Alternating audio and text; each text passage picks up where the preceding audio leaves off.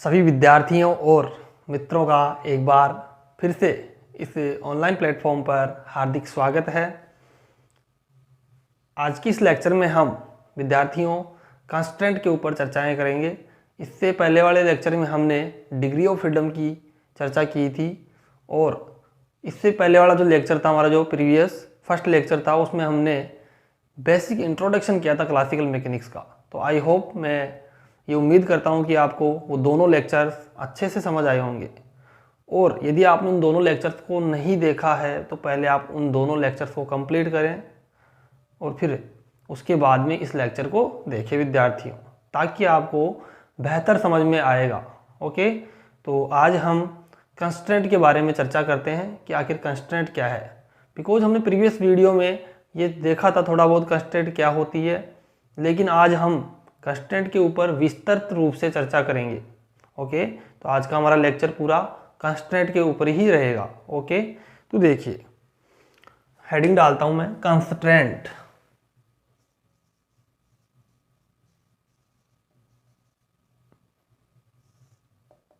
Constraint, okay dear. तो देखिए, constraint का मीनिंग क्या है, पहले हम बेसिक से इसको समझते हैं एग्जाम्पल की सहायता से। तो विद्यार्थियों, मान लीजिए कोई पक्षी है जो किसी स्पेस में, आकाश में उड़ रहा है, वहाँ पर फ्लाई कर रहा है, तो वो एक तरह से फ्री पार्टिकल की तरह ट्रीट किया जाएगा। जो उसकी मोशन है वो एक फ्री पार्टिकल की तरह होगी, उस पर कोई रेस्ट्रिक्शन, कोई कंडीशंस अप्लाई नहीं है। तो उसका जो डिग्री ऑफ फ्रीडम है वो 3 होगा, क्योंकि स्पेस के अंदर कोई पार्टिकल यदि मूव कर रहा है तो उसका जो डिग्री ऑफ फ्रीडम है वो 3 होता है। अपन ने ये प्रीवियस वीडियो में देखा था। अब मान लीजिए विद्यार्थियों, उस पक्षी को पकड़ के हम किसी रूम के अंदर बंद कर दें, तो अब क्या होगा उस पक्षी के साथ में? वो वैसे ही मूव तो करेगा, लेकिन वो एक पर्टिकुलर जगह पे ही मूव कर सकता है। एक पर्टिकुलर बाउंड एरिया के अंदर ही वो क्या करेगा, मूविंग कर सकता है, जितनी उसे रूम की लेंथ, विड्थ और हाइट है। डियर, तो हमने क्या कर दिया है, उस पक्षी की जो मोशन थी पहले, जो एकदम फ्री थी, एकदम फ्रीली मूव कर रहा था, अब हमने उसके ऊपर रेस्ट्रिक्शन अप्लाई कर दिए, उस पर कुछ कंडीशंस लगा दी कि वो अब इसी रूम के अंदर ही रहेगा। तो इसका मतलब हमने उस पार्टिकल या उस बर्ड की मोशन के ऊपर कुछ कंडीशंस, कुछ रेस्ट्रिक्शंस अप्लाई कर दिए, जिसे हम कंस्ट्रेंट कहते हैं विद्यार्थियों। क्या कहते हैं? कंस्ट्रेंट। तो कंस्ट्रेंट क्या है? किसी भी पार्टिकल की मोशन पर कोई रेस्ट्रिक्शन या कुछ कंडीशंस यदि हम अप्लाई कर दें, तो उस जो पार्टिकल की जो मोशन है वो एक रेस्ट्रिक्ट हो जाती है, वो एक पर्टिकुलर डायरेक्शन में होने लगती है। तो उसे हम क्या कहते हैं? कंस्ट्रेंट कहते हैं विद्यार्थियों। आई बात समझ में? एक एग्जाम्पल से हम और इसको समझते हैं। मान लीजिए आप कॉलेज जाते हैं रोज। कहाँ जाते हैं?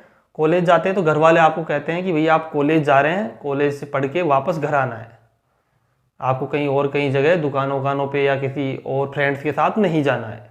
इसका मतलब आपके ऊपर भी क्या है विद्यार्थियों? रेस्ट्रिक्शन है, कुछ कंडीशंस हैं जो आपके घर वालों ने आपके ऊपर लगाई है। तो आपकी मोशन या आपकी जो क्रियाविधि है वो एक पर्टिकुलर डायरेक्शन में होनी है कि आपको सीधा कॉलेज जाना है, कॉलेज से घर आना है। तो इसका मतलब कोई भी पार्टिकल है, कोई भी पार्टिकल है, यदि वो मोशन कर रहा है और यदि हमने उस पर ऊपर कोई कंडीशंस अप्लाई कर दी, तो उसकी मोशन एक पर्टिकुलर डायरेक्शन में हो जाएगी, जिसे हम कंस्ट्रेंट कहते हैं। और कंस्ट्रेंट लगाने के बाद उस पार्टिकल की डिग्री ऑफ फ्रीडम क्या हो सकती है? कम भी हो सकती है, और एक्चुअल में कम होती ही है डिग्री ऑफ फ्रीडम, समझ रहे हैं? या उसकी इक्वल रहेगी, उससे ज़्यादा कभी नहीं हो सकती कंस्ट्रेंट अप्लाई करने के बाद। ओके, तो हम इसके ऊपर नोट डाउन करते हैं कि कंस्ट्रेंट क्या है। तो देखो, कंस्ट्रेंट क्या है? the limitation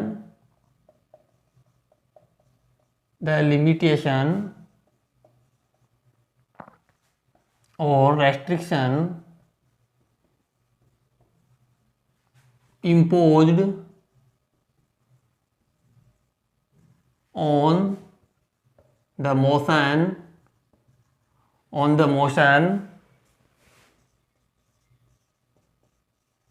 of a particle, the limitation or restriction imposed on the motion of a particle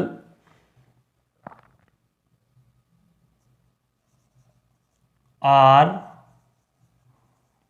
called as constraint.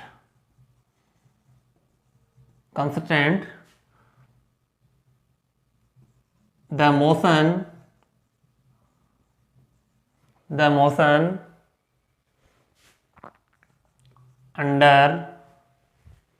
under these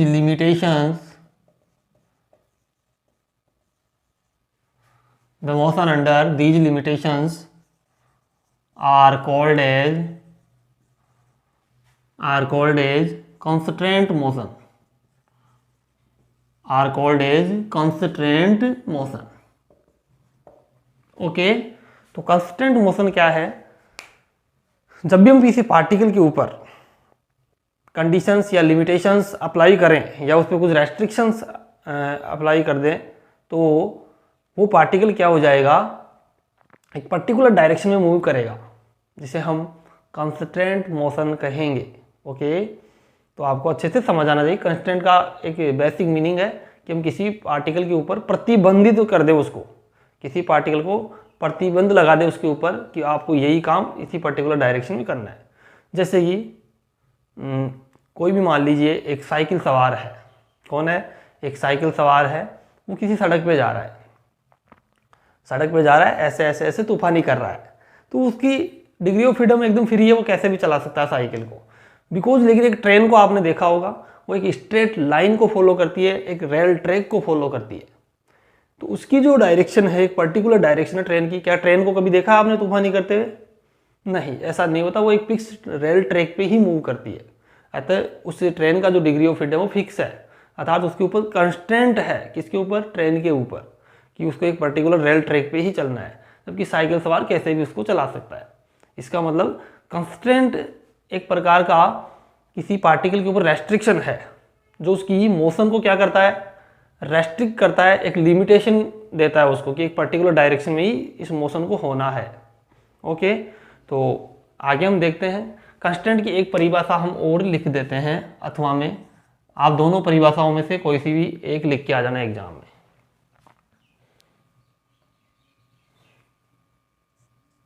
the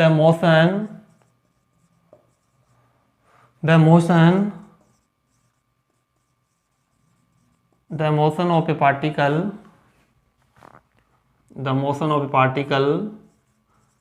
restricted by one or more conditions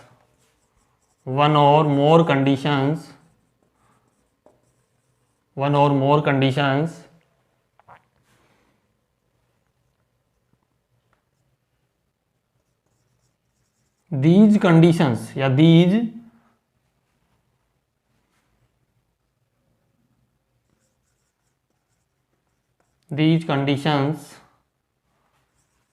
are called as constraints, and the motion under these conditions are called as constant motion।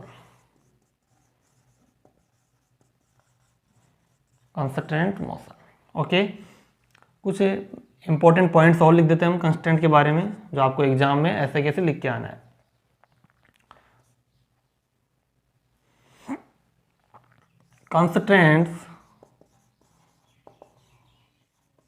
Constant limit the motion of a particle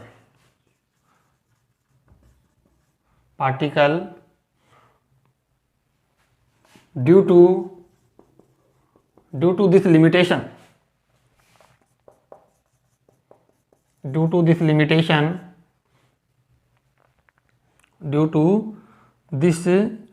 constant limit the motion of a particle due to this limitation the number the number of independent coordinate, independent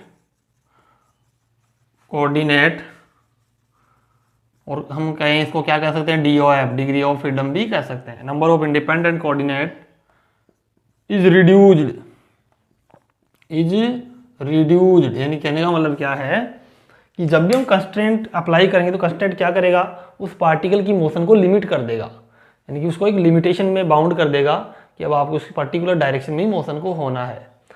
of a particle due to this limitation, ये जो limitation है इसके कारण क्या होगा, the number of independent coordinates जो है particle के पहले जो थे विदाउट कंस्ट्रेंट के, वो क्या हो जाएंगे, अब रिड्यूज हो जाएंगे, कम हो जाएंगे, अर्थात उसकी जो DOF है वो कम होने के चांसेस रहेंगे। ओके, तो आपके पास ये कंस्ट्रेंट के बारे में चर्चाएं हमने कर ली है। आगे और देखो, आगे हम इसके ऊपर बात करते हैं। और लिखिएगा एक चीज, in the presence of constraint, in the presence of constraint, the degree of freedom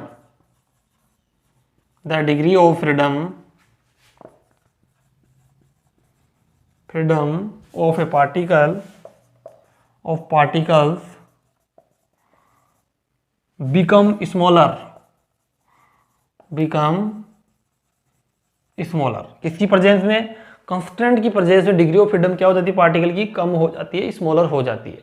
तो एक बार आप इतना राइट डाउन करें, ये कंस्ट्रेंट के बारे में हमने बेसिक इंट्रोडक्शन कर लिया है।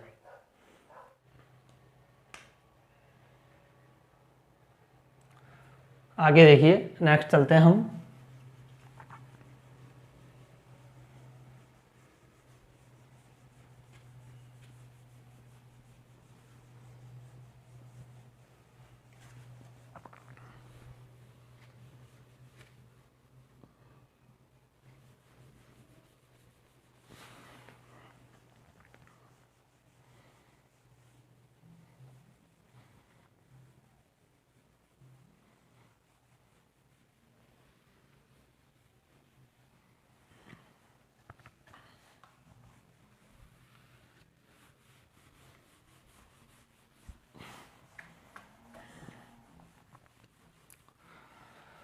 अब देखिए विद्यार्थियों, हम क्या करते हैं, कंस्टेंट के बारे में हमने जान लिया है, क्या करेंगे अब, कंस्टेंट के टाइप्स की स्टडी हम करेंगे। कंस्टेंट का बेसिक मीनिंग हमने अच्छे से समझ लिया है, अब आखिर ये जानते हैं कि कंस्टेंट कितने टाइप्स का होता है। तो देखिए कंस्टेंट कितने टाइप का होता है, तो देखोगे सबसे पहले आप on the basis of mathematical expressions, on the basis of mathematical expressions, the constraints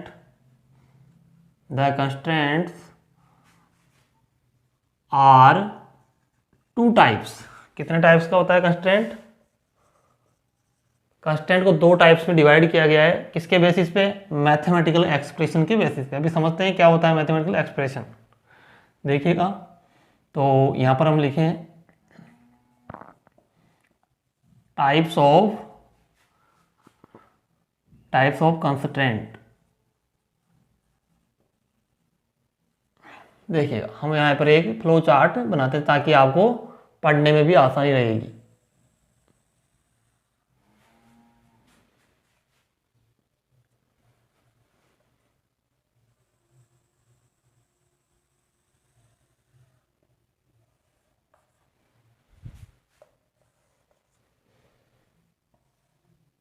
ठीक है, तो फर्स्ट जो है कंस्ट्रेंट की जो दो टाइप्स है, एक है होलोनोमिक कंस्ट्रेंट,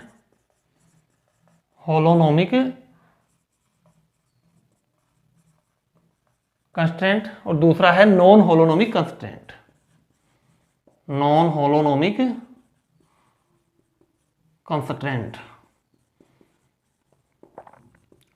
तो देखिएगा एक एक हम विस्तार से क्या करते हैं, स्टडी करते हैं कि क्या है होलोनोमिक और क्या है नॉन होलोनोमिक। फर्स्ट हेडिंग डालेंगे आप होलोनोमिक कंस्ट्रेंट,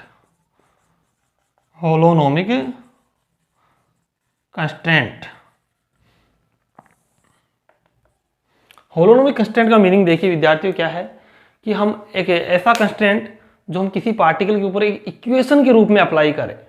कहने का मतलब एक ऐसा कंस्टेंट जिसको एक इक्वलिटी के साइन से क्या किया जाता हो, रिप्रेजेंट किया जाता हो, हम उसे क्या कहेंगे, होलोनोमिक कंस्टेंट कहेंगे।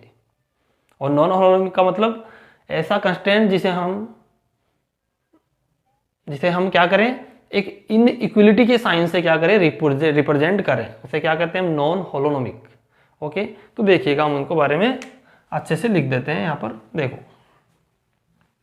The constant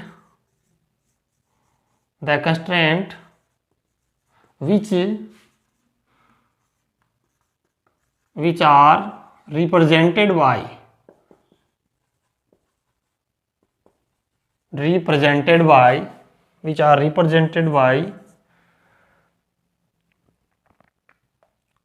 an equation are called as, is said to be, are called as holonomic constant।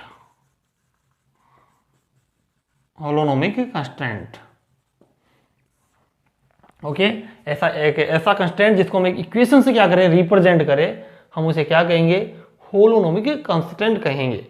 देखिएगा एग्जाम्पल्स हम इसके करें होलोनोमिक कंस्टेंट के, ताकि आपको अच्छे से समझ आ जाएगा। देखिएगा एक रिजिड बॉडी हम ले, रिजिड बॉडी का मतलब समझिएगा, a body in which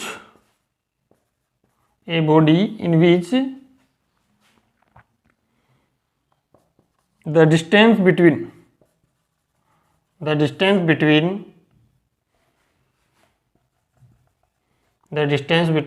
two particles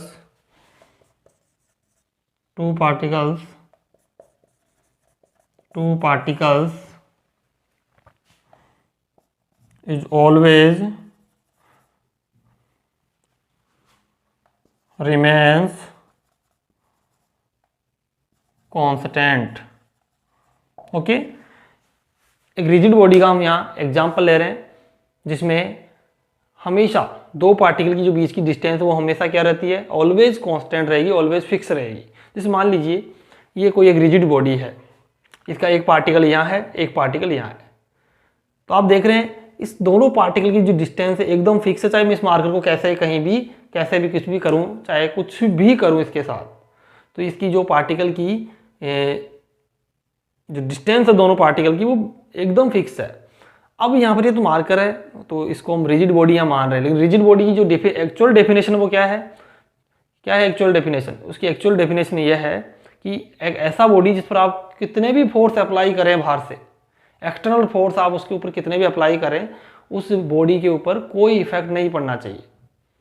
ऐसी बॉडी को हम क्या कहते हैं, रिजिड बॉडी कहते हैं। और रिजिड बॉडी के अंदर जो पार्टिकल की जो बीच की जो डिस्टेंस है वो ऑलवेज रिमेन कांस्टेंट, हमेशा क्या रहती है, हमेशा क्या रहेगी, फिक्स रहेगी, उसे हम रिजिड बॉडी कहेंगे। तो हमने यहाँ पर रिजिड बॉडी के बारे में आपको बताया कि रिमेन्स क्या रहेगी, हमेशा कांस्टेंट रहेगी। तो मान लीजिए ये एक रिजिड बॉडी है, क्या है, रिजिड बॉडी है जिसमें दो पार्टिकल्स अंदर है, कोई जरूरी नहीं दो ही हो, कितने भी हो सकते हैं, टू पार्टिकल का यहाँ पर सिस्टम लिया है रिजिड बॉडी का। तो अब देखेंगे, मान लीजिए इसका जो पोजीशन वेक्टर वो RI है, इसका पोजीशन वेक्टर RJ है। ओके, इनकी जो बीच की जो डिस्टेंस है मैंने मान लिया है CIJ। कितना मान लिया है, CIJ। तो हम इसको कैसे लिखेंगे, RI minus RJ, RI minus RJ का मोड इक्वल टू CIJ। इनके बीच की जो डिस्टेंस है वो CIJ की इक्वल हो जाएगी। तो आपने देखा यहाँ पर हमने इस सिस्टम की जो कंस्टेंट को बताया वो एक इक्वेशन के फॉर्म में बताया है।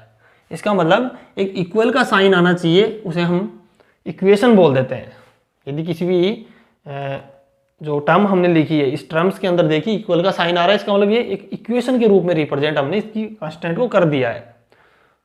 अब देखो इसको हम एक फॉर्म में और लिख सकते हैं, और RI माइनस RJ का स्क्वायर कर दूँ दोनों तरफ तो Cij का स्क्वायर। आप इसको ऐसे भी लिख सकते हैं, कई बुक्स में आपको ऐसे भी मिलेगा और ऐसे भी मिलेगा, तो आप परेशान ना हो। तो हम क्या किया, हमने rigid body, a body in which the distance between two particles is always remain constant. Okay, so यहाँ पर आप देख रहे हैं कि एक बॉडी है जिसके ये पार्टिकल ए है, ये पार्टिकल बी है, इसका जो पोजीशन वेक्टर आर आई है, इसका पोजीशन वेक्टर आर जे है। तो हमने इसके बीच की जो डिस्टेंस निकाली are I minus R J, इतना आगे डिस्टेंस हमने लेट कंसिडर कर लिया कि सी आई जे क्या है इसका डिस्टेंस है बीच का, तो are I minus R J का होल स्क्वायर, सी आई जे का भी क्या हो जाएगा, स्क्वायर हो जाएगा। इसका मतलब आप इसको एक इक्वेशन के फॉर्म में रिप्रेजेंट कर सकते हैं। तो ये रिजिड बॉडी का एग्जाम्पल हमने आपको दिया है, एक प्रकार का होलोनोमिक कंस्ट्रेंट है रिजिड बॉडी का, ध्यान रखें। नेक्स्ट एग्जाम्पल हम देखते हैं।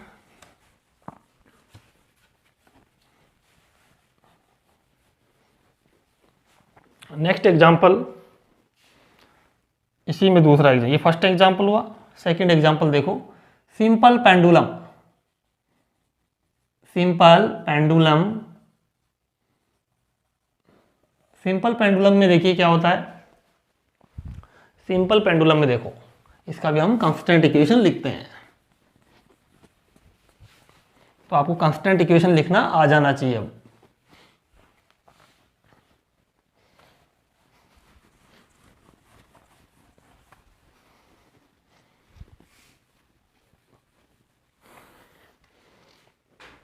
तो सिंपल पेंडुलम में देखो क्या होगा, ये इसमें एक रिजिड सपोर्टर होता है सिंपल पेंडुलम में, यहाँ इसका पॉइंट ऑफ सस्पेंशन है, ये पॉइंट ऑफ सस्पेंशन है।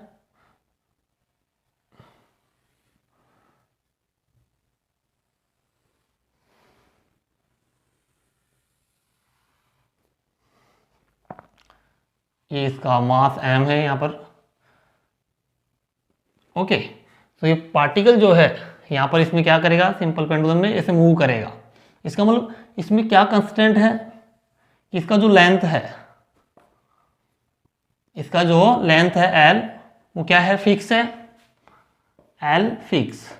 ओके, तो इसका जो लेंथ है वो फिक्स है, किसका, सिंपल पेंडुलम का। इसका मतलब इसका जो कंस्टेंट है वो क्या हो जाएगा, r इक्वल टू एल। इसके अंदर l फिक्स है, इसका मतलब l फिक्स हो गया ना, l यहाँ ऐसे लिख दो, l constant, l constant. It means ये इसकी कांस्टेंट इक्वेशन है किसकी, सिंपल पेंडुलम की। एक पार्टिकल है जो इसमें मूविंग कर रहा है एक प्लेन के अंदर। ये जो सिंपल पेंडुलम है किसके अंदर है, एक प्लेन के अंदर कन्फाइंड है, जिसमें ये पार्टिकल मूव कर रहा है। तो इसका जो लेंथ है वो क्या रहेगा, हमेशा कांस्टेंट रहेगा सिंपल पेंडुलम के अंदर। ये इसके अंदर कांस्टेंट इक्वेशन हमने अप्लाई कर दी है। ओके, तो ये सिंपल पेंडुलम के ऊपर कांस्टेंट हो गई। तो इसके एग्जांपल्स थे जो हमने यहाँ पर देख लिए हैं।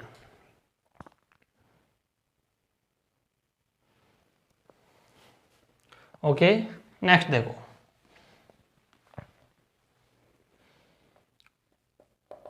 Non holonomic constraint.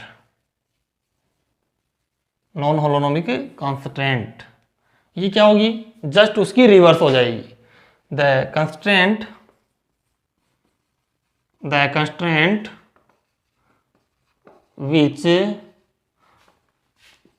which are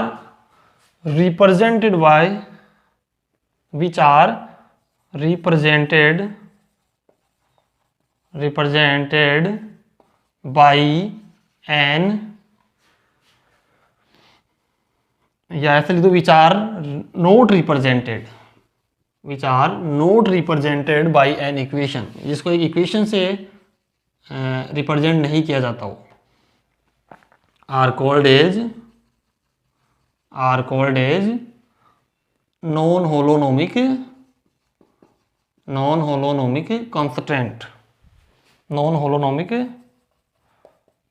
constraint.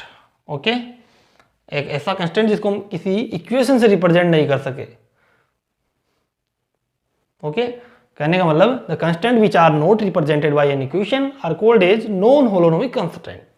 या इसको अदर लैंग्वेज में और कहें तो हम ऐसे भी कह सकते हैं कि the constant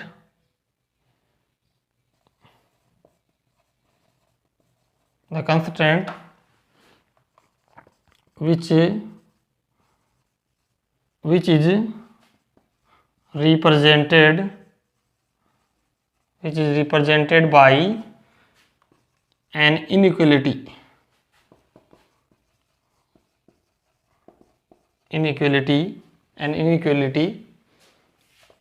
is called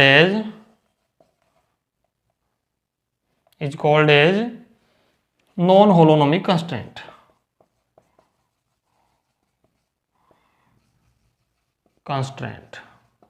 okay, तो ये हमारी नॉन होलोनोमिक कंस्टेंट की क्या हो गई है, डेफिनेशन हो गई है, लिख दी। अब इसके भी एग्जांपल्स की चर्चा करें तो देखिएगा, इसके एग्जांपल्स हम लेते हैं। एक चीज़ आप देखिएगा, जो अपने अभी होलोनोमिक कंस्टेंट यहाँ पर स्टडी किया है उसके अंदर आप एक चीज़ लिख दीजिएगा, जहाँ पर हमने डेफिनेशन कंप्लीट किया है उसके बाद में ये लिख दीजिएगा F R1 R2 R3 Rn एक टाइम t का कोऑर्डिनेट है और ये किसी कांस्टेंट के बराबर होगा या फिर 0 भी हो सकता है। ओके, या ऐसे लिख दो, और f R1 R2 R3 Rn t equal to 0, ये दोनों फॉर्म में आप होलोनोमिक कंस्टेंट को रिप्रेजेंट कर सकते हैं मैथमेटिकल रूप में, मैथमेटिकल फॉर्म में आप इसको ऐसे रिप्रेजेंट कर सकते हैं। तो आप इसको वहाँ लिखिए जहाँ पर अपने डेफिनेशन कंप्लीट किया है इसका। ओके, इसको वहाँ पर आप राइट डाउन करें, कहाँ पर, होलोनोमिक कंस्टेंट के अंदर, यहाँ पर नहीं, होलोनोमिक में है ना, अभी थोड़ा मिस हो गया था इसलिए आप लिख दीजिएगा वहाँ पर, क्योंकि एक जनरल इक्वेशन है, जनरल मैथमेटिकल इक्वेशन है। आप किसी पार्टिकल के कोऑर्डिनेट्स हैं, उसके पोजीशन कोऑर्डिनेट्स हैं, ये उसका टाइम टी का कोऑर्डिनेट है और ये कांस्टेंट के इक्वल होगा या फिर 0 के इक्वल होगा। अभी अपने देखा ना, सिंपल पेंडुलम में आ रहा था कांस्टेंट के इक्वल आया था, और किसी भी पार्टिकल में यदि अपन 0 के बराबर भी इसको कर सकते हैं। ओके, देखिए जैसे देखो मैं बताता हूँ, r बराबर क्या आया था, अभी क्या आया था, r बराबर l आया था, तो इसको मैं ऐसे नहीं, r माइनस एल बराबर 0, तो इक्वल 0 भी हो सकता है। कांस्टेंट को इधर ले आएंगे तो क्या हो जाएगा, वो 0 के इक्वल हो जाएगा।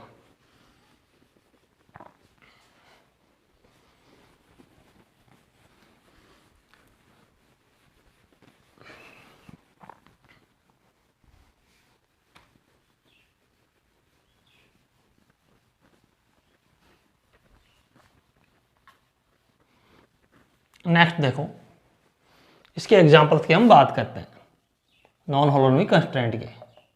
देखिएगा, एक क्यूबिक बॉक्स है, a cubical box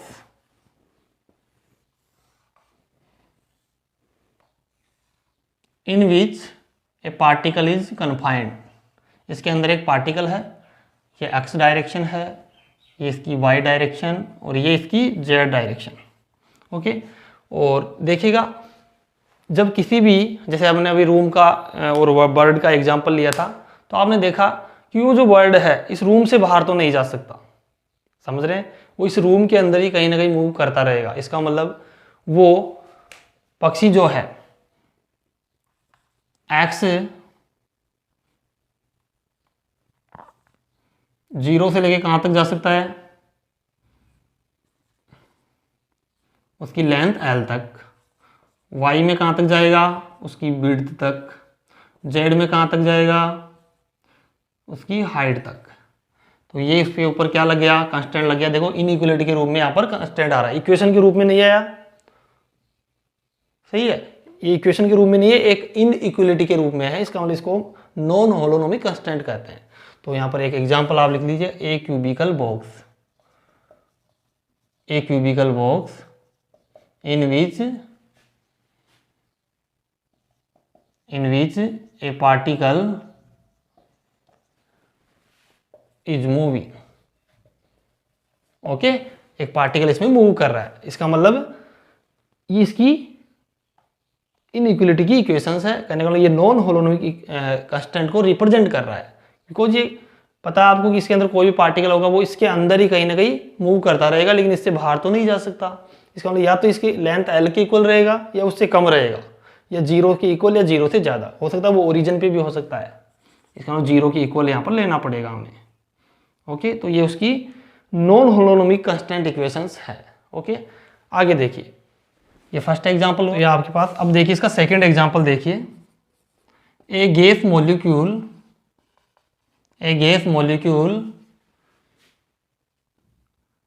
in a gas molecule in a spherical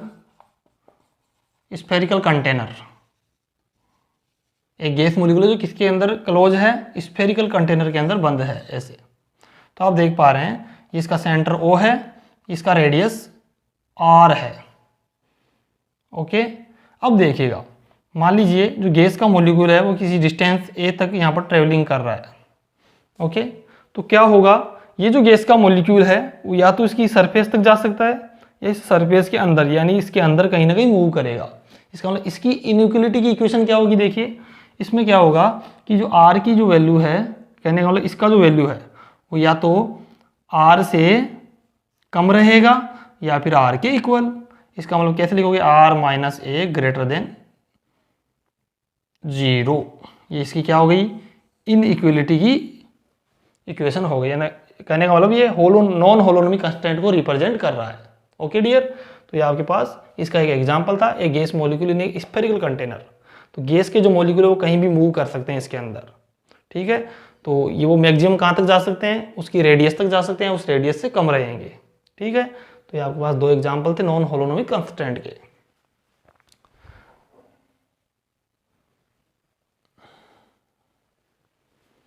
next देखिएगा, नेक्स्ट जो टाइप है कंस्टेंट के वो भी हम स्टडी कर लेते हैं। एग्जाम में आपके कंस्टेंट का यदि क्वेश्चन आता है तो आपको सारे टाइप्स अच्छे से समझा के आने हैं। ओके डियर्स, नेक्स्ट देखो,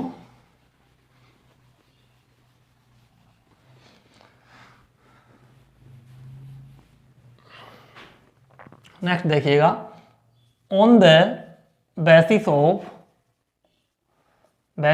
टाइम the constraints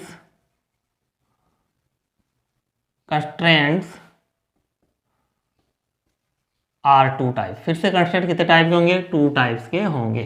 किसके बेस पे, टाइम के बेस पे। देखिएगा इसकी जो कंस्ट्रेंट की 2 टाइप्स है वो कौन कौन से देख लीजिएगा आप लोग।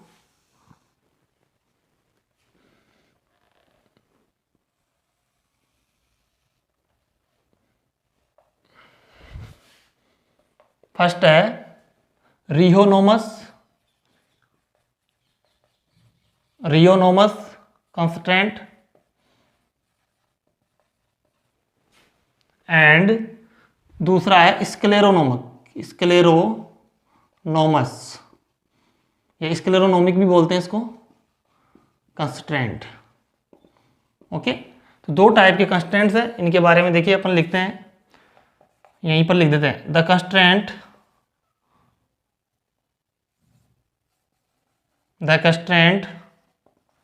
which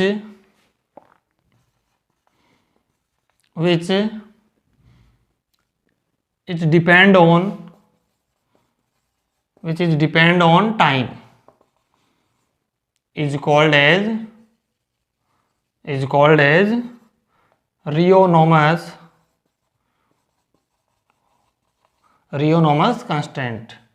एक ऐसा कंस्टेंट जो किस पे डिपेंड करे, टाइम पे, उसे हम रियोनोमस कंस्टेंट कहते हैं। और स्क्लेरोनोमस का मतलब the constant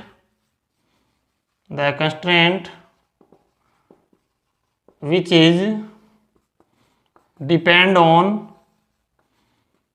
is not depend, या ऐसे लिखो, which is not depend on time is called as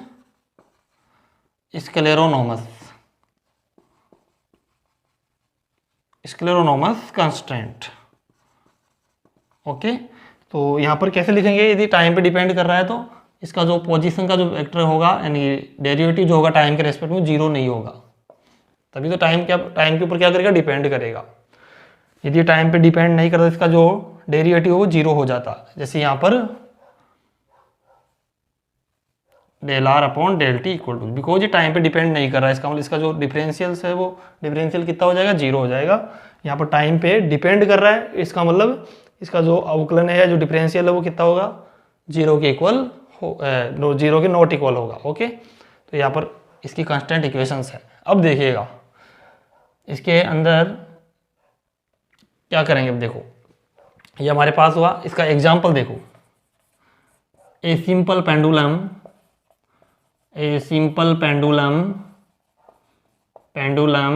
with variable length. Variable length का कोई क्या है, सिंपल पेंडुलम है, समझ गए। उसकी लेंथ क्या हो रही है, वेरी कर रही है टाइम के रेस्पेक्ट में। तो इसकी जो इक्वेशन है, constant equation R equal to L T हो जाएगी। टाइम के रेस्पेक्ट में क्या कर रही है, वेरी कर रही थी। इसका जो कांस्टेंट इक्वेशन है सिंपल पेंडुलम का वो R equal to L T. L उसकी लेंथ है, R पहले क्या आया था, R इक्वल टू एल आया था, अब उसके साथ टाइम भी आ गया क्योंकि टाइम पे डिपेंड करेगी, वो वेरी करेगी। तो ठीक है, जितने टाइम पे वो कितनी बढ़ रही है, यहाँ पर टाइम की वैल्यू अपन रख देंगे, जिससे हमारी वो टोटल उसकी डिस्टेंस आ जाएगी, उसकी सस्पेंशन पॉइंट से लेके उसकी बॉब तक, जो उसका जो मास है वहाँ तक की डिस्टेंस यहाँ पर मिल जाएगी। इधर देखिएगा del R upon del T equal to 0। यहाँ पर जो एग्जाम्पल होगा वो कितना होगा, कौन सा होगा एग्जाम्पल देखो, ए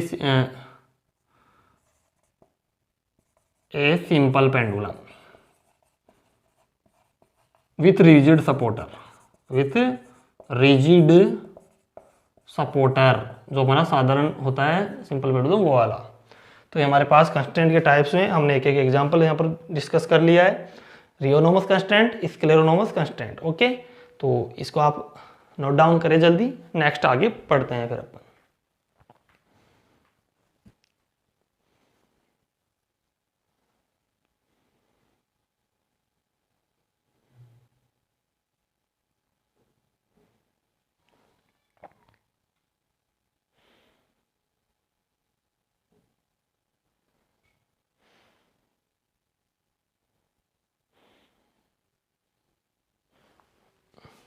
नेक्स्ट देखो,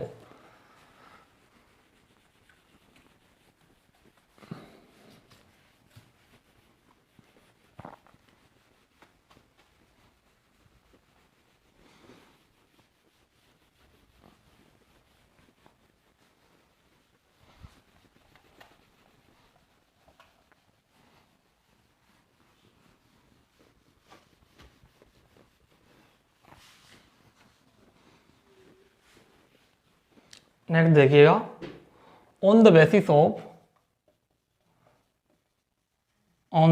ऑफ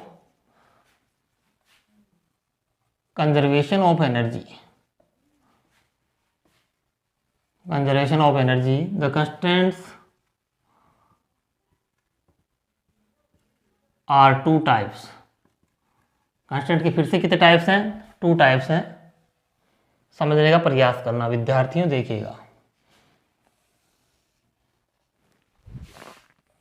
फर्स्ट है कंजर्वेटिव कांस्टेंट और सेकंड है नॉन कंजर्वेटिव कांस्टेंट।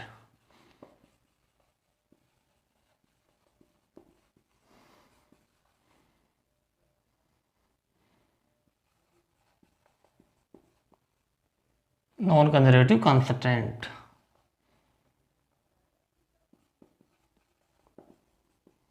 ओके। ये इसको एक दूसरे शब्दों में और कहते हैं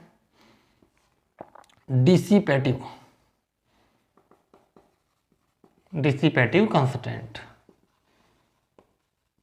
ओके, तो देखिएगा एक एक के बारे में हम डिस्कस करते हैं। फर्स्ट देखिएगा कंजर्वेटिव कांस्टेंट। एक बार मैं डियर्स मार्कर चेंज कर लेता हूं।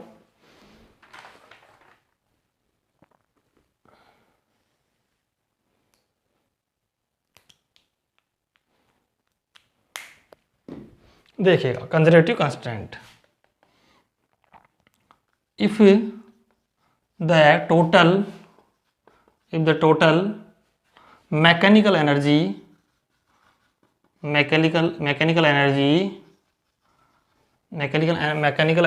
Of the system system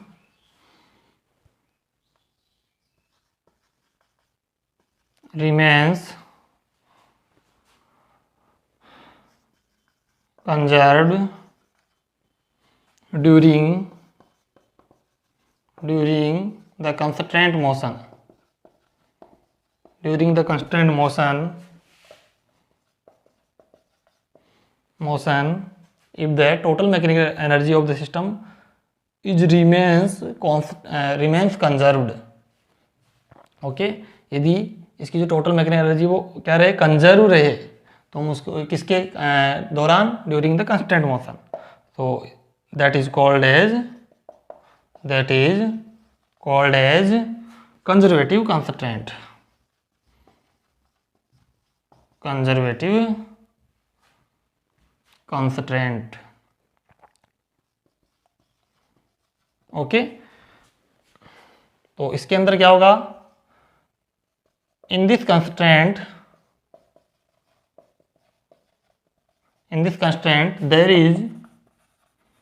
there is no loss of energy because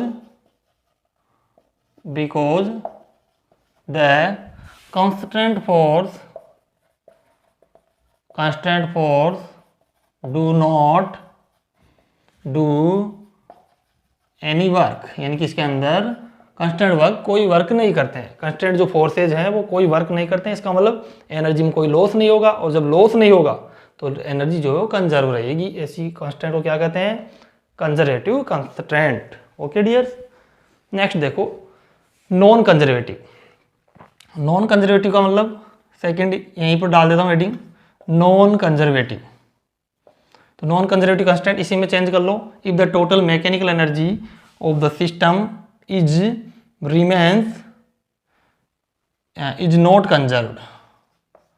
not conserved during the constant motion, that is called as non conservative. Non conservative constant. In this constant there is loss of energy because the constant force do not नहीं आया, constant force do work. Constant force जो है वो work करते हैं यहाँ पर. Okay, examples इसके देखो, जैसे कि फ्रिक्शनल फोर्स हुआ, फ्रिक्शनल फोर्स हुआ, एक हमारे पास डैम्पिंग फोर्स. ये जो ऐसे फोर्सेज हैं इनकी वजह से क्या होता है, एनर्जी में लॉस होता है. ये किसके अंतर्गत आएंगे, नॉन कंजर्वेटिव कांस्टेंट के अंदर आएंगे. ओके, और हमारा जो इसका एग्जांपल कंजर्वेटिव का, जैसे कि सिंपल पेंडुलम के लिए को आप उसका एग्जांपल मान सकते हैं, बिकॉज उसमें कोई एनर्जी का लॉस नहीं होगा, क्योंकि वो पॉइंट ऑफ सस्पेंशन से ऐसे सस्पेंड रहता है इसके साथ, है ना. तो ये अपना ऑसिलेशन करता रहता है, इसकी एल क्या है, फिक्स है. इसका मतलब इसकी एनर्जी में कोई लॉस नहीं होगा. तो ये किसका एग्जांपल है, कंजर्वेटिव कंस्टेंट का. और यहाँ पर नॉन कंजर्वेटिव के लिए फ्रिक्शनल फोर्स हुआ, डैम्पिंग फोर्स हुआ, और इसका एग्जांपल वेरिएबल लेंथ वाला दे सकते हैं आप. कौन सा, ऐसे ये कौन से कंस्टेंट फोर्सेज हैं जिनकी वजह से क्या होता है, एनर्जी में लॉस होगा. तो इसका जो एग्जांपल होगा कौन सा होगा, ए सिंपल पेंडुलम